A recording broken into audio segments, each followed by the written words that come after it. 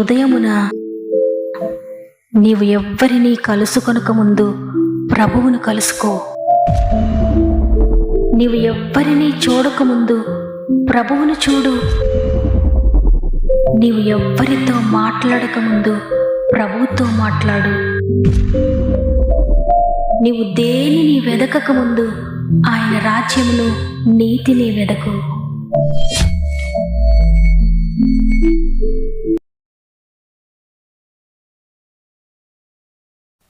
Praise the lord. ఈ ఉదయకాలమున God first అనే ఆధ్యాత్మిక కార్యక్రమానికి మిమ్మల్ని అందరినీ హృదయపూర్వకంగా మరి ఒకసారి ఆహ్వానిస్తూ, ప్రభువైన యేసుక్రీస్తు వారి అతి శ్రేష్టమైన అతి పరిశుద్ధమైన నామములో ఈ మాటలు వింటున్న మీ అందరికీ నా హృదయపూర్వకమైన శుభములు తెలియజేస్తూ ఉన్నాను. ఎలా ఉన్నారు దేవుని బిడ్డలారా? ఆయన కృపలో ఆయన దయలో వర్ధిల్లుతున్నారని నమ్ముతున్నాను. ప్రతిరోజు దేవుడు మనతో ఎంతో స్పష్టంగా మాట్లాడుతున్నారు, ఎంతో శక్తివంతంగా, ఎంతో బలంగా మనతో మాట్లాడుతున్నారు. ఈ మాటలు నావి కాదు దేవుని బిడ్డలారా, దేవుని మాటలు. ఆయన మాట తప్పక మీ జీవితంలో నెరవేరుతుంది. మనుషుల మాటలైతే, నా మాటలైతే అవి మీ జీవితానికి మేలుకరంగా ఉండవు. కానీ దేవుడు మాట్లాడుతున్న ప్రతి మాట మిమ్మల్ని ఆదరిస్తుంది. నిర్జీవంగా ఉన్న మిమ్మల్ని తప్పక లేవనెత్తుతుంది ఆయన మాట. అందువల్ల ఏ బాధలో, ఏ నిర్జీవ స్థితిలో మీరున్నా దేవుడు మాట్లాడుతున్న ఈ మాటను స్వీకరించండి. దేవుడు నాతో మాట్లాడుతున్నారు, నేను నమ్ముతున్నాను, నా జీవితంలో ఆయన నెరవేర్చబోతున్నాడని గొప్ప విశ్వాసంతో వాగ్దానాన్ని రిసీవ్ చేసుకోండి, పొందుకోబోతున్నారు. మీలో ఎవరికైనా ప్రార్థన అవసరతలుంటే కామెంట్స్ ద్వారా నాకు తెలియజేయండి. దేవుడిని హృదయంలో పెట్టిన భారమును బట్టి తప్పక మీ కామెంట్స్ అన్నీ చదివి మీ అందరి కొరకు మేము ప్రార్థిస్తూ ఉన్నాం. కాబట్టి మీ హృదయ భారాన్ని అది ఏదైనప్పటికీ నాతో పంచుకోండి. మిమ్మల్ని అందరినీ దేవుని చేతులకు అప్పగిస్తున్నాను. ఆయనే మీకు జవాబు ఇవ్వబోతున్నాడు, ఆయనే మిమ్మల్ని లేవనెత్తబోతున్నారు. సమస్త మహిమ, ఘనత, ప్రభావములు దేవునికే చెల్లునుగాక. ఈరోజు దేవుడు మనకు అనుగ్రహిస్తున్న శ్రేష్టమైన వాగ్దానాన్ని చదువుకుందాం. ఎస్తేరు గ్రంథము 5వ అధ్యాయము 6వ వచనము. నీ కోరిక ఏమిటి, అది మీకు అనుగ్రహింపబడను. ఆమేన్. చూడండి దేవుని బిడ్డలారా, ఈ మాట ఎస్తేరుకు అనుగ్రహించబడిన వాక్కు. ఈరోజు దేవుడు నీతో కూడా మాట్లాడుతున్నారు. నీ హృదయంలో ఏముంది? నీవు దేనిని గురించి ఆశిస్తున్నావు? దేనిని గురించి బాధపడుతున్నావు? ఏ కార్యం కొరకు ఎదురు చూస్తున్నావు? నీ హృదయ వాంఛ ఏంటి? నీ కోరిక ఏమిటి? నూతన సంవత్సరంలో నా జీవితంలో ఇవి జరగాలని నువ్వు అనేకమైనవి ఆశిస్తున్నావు కదా. ఏదైతే నువ్వు ఆశిస్తున్నావో, దేనిని గురించి నువ్వు ప్రార్థిస్తున్నావో అది మీకు అనుగ్రహించబడుతుందని దేవుడు మీతో మాట్లాడుతున్నారు ఈరోజు. ఈ మాట ఎప్పుడు, ఏ సందర్భంలో ఎస్తేరుతో పలకబడిందంటే, ఎస్తేరు భయంకరమైన హృదయ వేదనలో ఉంది. ఆ దేశంలో తన ప్రజలందరికీ కూడా గొప్ప ఆపద సంభవించింది. రాజు ఒక శాసనం చేశాడు. ఆ శాసనము రాజు ఉంగరంతో ముద్రించబడింది. యూదులందరినీ కూడా హతము చేయాలనే ఆ శాసనము. ఆ సమయంలో రాణిగా ఉన్న ఎస్తేరుకు ఆ మాట వినబడింది. నేను రాణి స్థానంలో ఉన్నాను కదా, నేను రాజు దగ్గరకు వెళ్తాను, రాజుతో నేను పోట్లాడుతాను, రాజుని నేను అడుగుతాను, నాకు సంబంధించిన ప్రజలందరినీ మీరెలా చంపుతారు, ఇటువంటి శాసనమును మీరు ఎందుకు అమలు చేశారు అని రాజుని నేను అడుగుతానని కంగారు పడి కోపముతో రాజు దగ్గరికి వెళ్ళిపోలేదు. కానీ మొట్టమొదటిగా తన హృదయంలో ఉన్న బాధను, తన హృదయంలో ఉన్న ఆశను దేవుని దగ్గరికి తీసుకువెళ్ళింది. ఆయన పాదాల చెంత పెట్టింది. 3 దినములు ఉపవాసం ఉండి తనకొచ్చిన ఆపదను గురించి తన చెలికత్తెలతో కలిసి ప్రార్థించింది. ప్రార్థించిన తరువాత రాజు దగ్గరికి వెళ్తోంది. ఎంతో ప్రార్థనాపూర్వకంగా, ఎంతో విశ్వాసంతో దేవునికి అప్పగించాను నా సమస్యను, ఆయన తప్పక నా జీవితంలో జరిగించబోతున్నాడు. సృష్టికర్త చేతులకు అప్పగించాను. ఇది ఎంత మరణ శాసనమైన, ఇది ఎంత భయంకరమైన రాజు ఉంగరంతో ముద్రించబడినదైనా, రాజుతో సహా ఎవరు మార్చలేనిదైనా ప్రతిదాన్ని మార్చగలిగిన శక్తి నా ప్రభువుకుంది. నా దేవుడు తలుచుకుంటే దేనినైనా మార్చగలడనే ఒక గొప్ప విశ్వాసంతో రాజు దగ్గరికి వెళ్ళింది. ప్రార్థనాపూర్వకంగా పరిశుద్ధమైన హృదయంతో వెళుతున్న ఎస్తేరును చూచేటప్పటికి రాజుకు దయ కలిగింది. ఎస్తేరుతో మాట్లాడుతున్నాడు రాజు.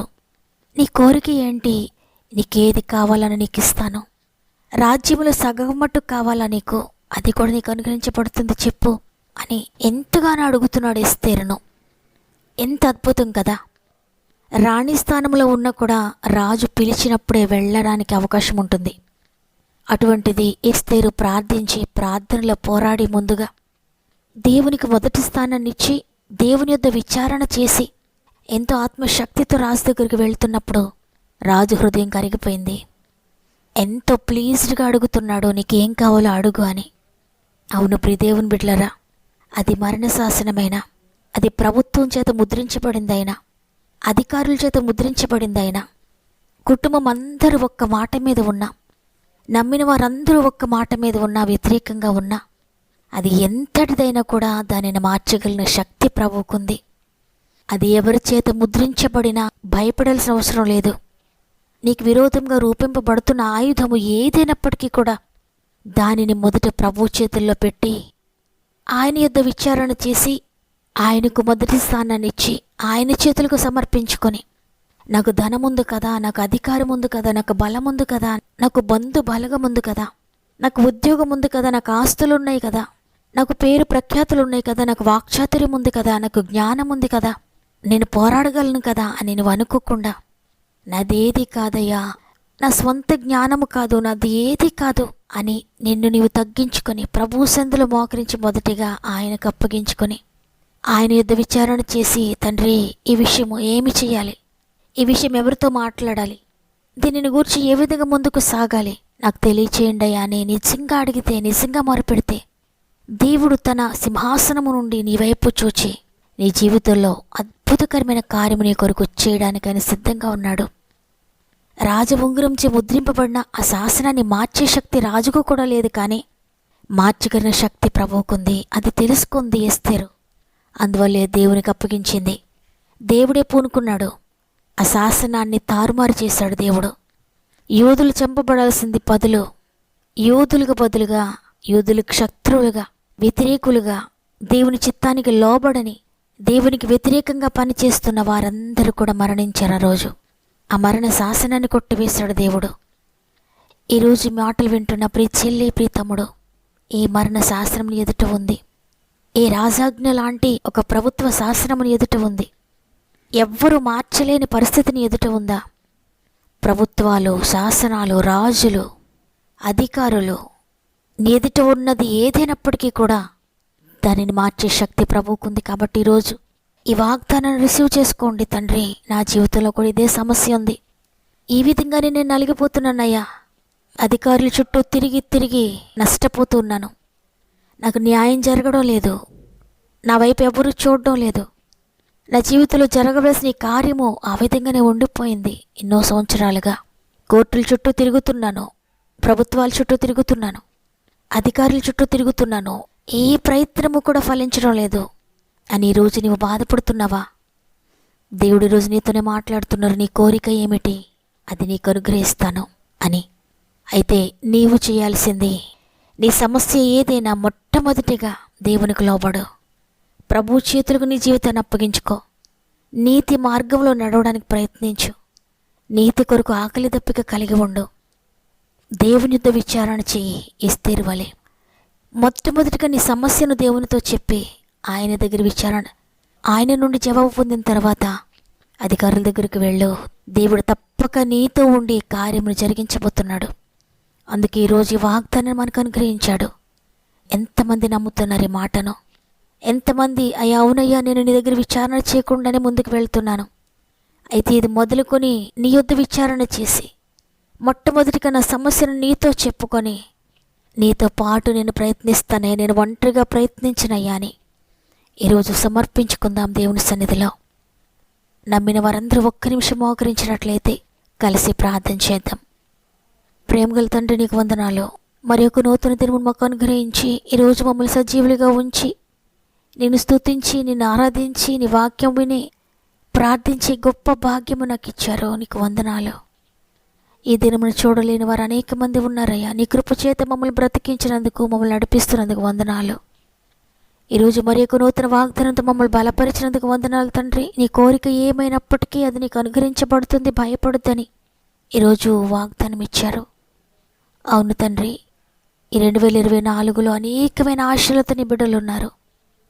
ఎవరు ఏ హృదయ వాంఛ కలిగి ఉన్నారో, ఎవరి హృదయంలో నీ కొరకు బలంగా జీవించాలని అనుకుంటున్నారో, ఈ సంవత్సరం పరిచర్యలో ముందుకు సాగాలని కోరుకుంటున్నారో, ఈ సంవత్సరం ఎక్కువ సమయం దేవునితో గడపాలి, ఎక్కువ గంటలు ప్రభు సన్నిధిలో ప్రార్థించాలని ఎంతమంది ఆశిస్తున్నారో, దేవుని కొరకు మాట్లాడాలి, దేవుని కొరకు పాడాలి, దేవుని కొరకు నడవాలి, దేవుని కొరకు పరిగెట్టాలి, ప్రభు కొరకు నేను అనేక కార్యములు చేపట్టాలి, ఆయన కొరకు నేను ఏదైనా చెయ్యాలని ఎవరైతే ఆశపడుతున్నారో వారి కొరకు యేసు నామములో సిద్ధించబడును గాక.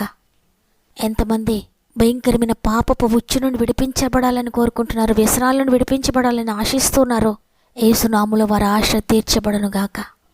ఎంతమంది ఆర్థిక బంధకాల నుండి విడిపించబడాలి, నష్టపోయిన ధనాన్ని తిరిగి పొందుకోవాలని ఆశపడుతున్నారో యేసు నామములో సిద్ధించబడును గాక. యేసు నామములో వారి ఆశ తీర్చబడును గాక. ఎంతమంది భయంకరమైన అనారోగ్యాలతో ఉండి ఇప్పటికైనా నేను ఆరోగ్యం పొందుకోవాలి, నా శరీరంలోని బాధలో నేను విడిపించబడాలని కోరుకుంటున్నారు, యేసు నామములో వారి ఆశ తీర్చబడునుగాక, ఆరోగ్యం పొందుకుందరుగాక.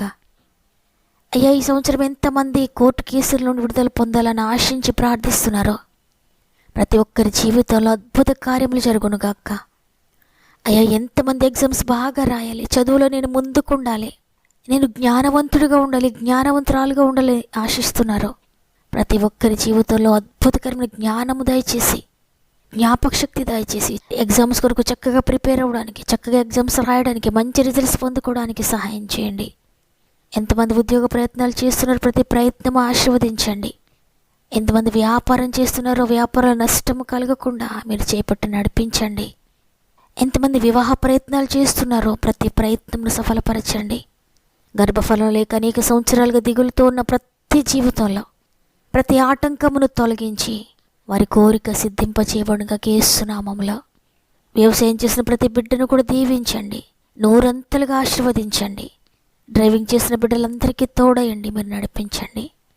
స్వంత గృహాలు లేని బిడ్డలకు అద్భుతం చేయండి. గృహాలు కట్టుకుంటున్న వారందరికీ తోడయండి, నడిపించండి. ఈరోజు పుట్టినరోజులు, పెండ్లి రోజులు జరుపుకుంటున్న వారందరినీ చేతులు పెడుతున్నానయ్యా.